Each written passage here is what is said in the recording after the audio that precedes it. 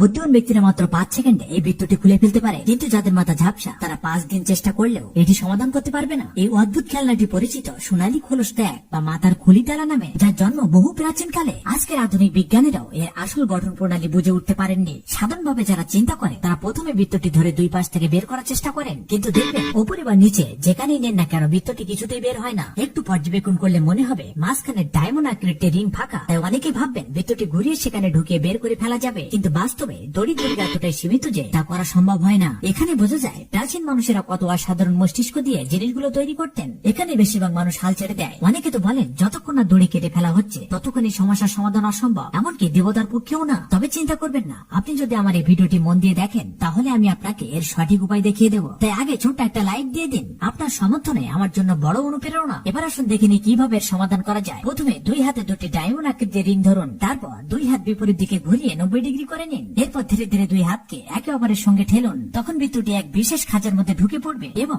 দুটি লুকানো পথ খুলে যাবে। সেখান দিয়ে সহজে বৃত্তটি বের করে ফেলা যাবে। এমন মজার পাজল ও বুদ্ধির খেলা শিখতে লাইক, সাবস্ক্রাইব ও ফলো করতে ভুলবেন না।